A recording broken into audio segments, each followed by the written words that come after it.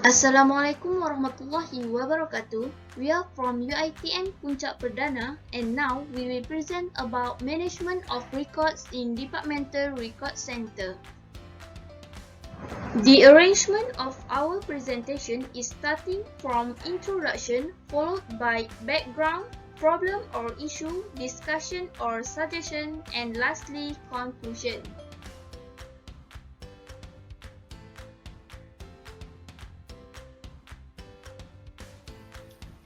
In e-government, records are strategic tools for lesson planning between public organizations and citizens through communication. Different movements such as big data, open government data, and public sector information have been revealed to us as a result of digitalization and the rise of e-government.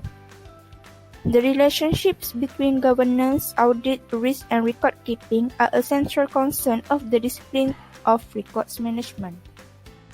Assalamualaikum, my name is Hazimatul binti Muhamad Yatim, and now I will present about background in managing records of Departmental Record Center. Departmental Record Center is one of the types of record center. Usually, it is located at main building or headquarters. Sometimes, each department may have its own record center. They will keep track of both semi-current and non-current records. The Departmental Record Center is for the purpose of cost saving and follow the record center standard.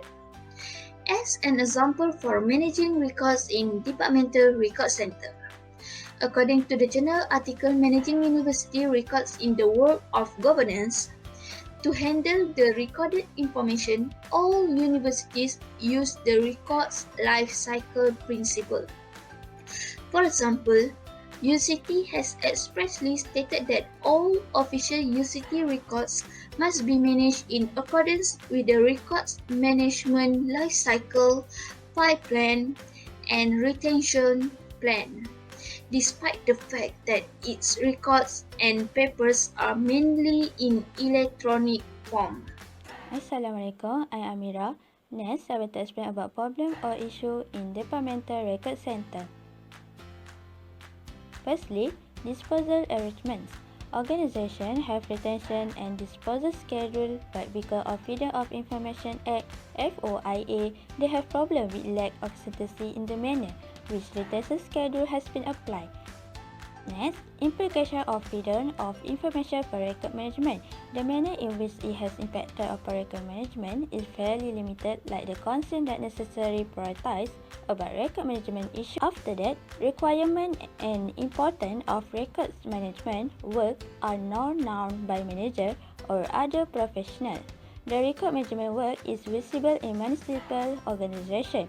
Manager and other professionals are not familiar with the requirement and importance of records management work and therefore see it as routine.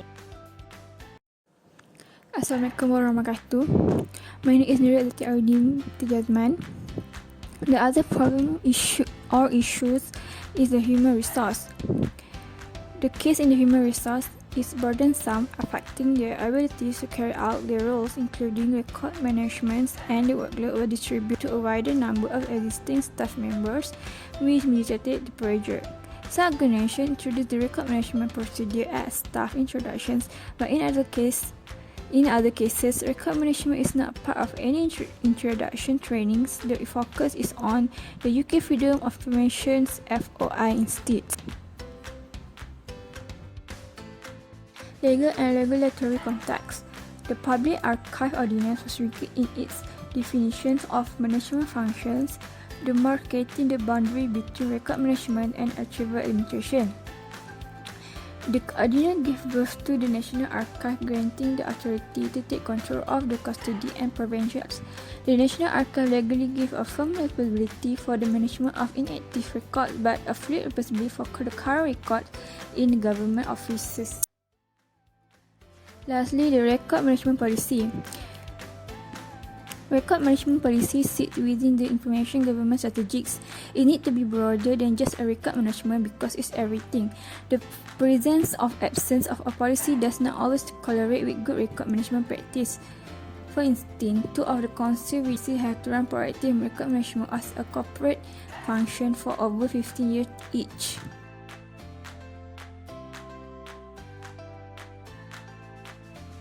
Assalamualaikum, my name is Syamimi binti Bohari. Now we will look at the discussion and suggestion, which the first one is improvement of records disposal strategy. Records disposal can be defined as the process of either destroying or maintaining records in a right way. This means that disposal process must be well documented, including with a records retention schedule and policies. Next is promote a policy. In records management, there should be developed and maintained a policy with the ultimate goal of creating and managing records that can improve the records management for as long as they are needed. This is because it is important to ensure that organizations identify and systematically implement the authority and responsibilities necessary to apply the foundation in records management based on the policy. To achieve a good records management, there is a need for the necessary directive and regulations. Based on the directive and regulations, all records must be subject to the disposal requirements once the active and semi-active stages are completed, on the basis of which it will be determined whether to preserve or to destroy them. Education and training for archivists and records manager. The realization of the impact of National Archives and Records Management System on economic and social growth, learning, government administration, and scholarly research in developing countries was the catalyst for the establishment of the regional training institution. It was necessary to formalize the training of young professionals. Continuous education. Skill development and education are important for any professional success. Continuing education is a common activity in the world of archives and records management. In addition, many consulting businesses offer training service to both in-house organizations and individuals who hire them. Last but not least, skills and strategies for strategic development. All of the interviewers agreed that strategic work is done by functions at the top of the municipalities organizations such as the executive committee and by professionals such as senior administrative managers, business development and IT. Sometimes in collaboration with senior managers from various administrative departments. I am Hazimatul and now I will present about conclusion. To conclude our presentation, I want to emphasize that a proper management of records can be helpful in terms of evidence of the organization's action and decisions.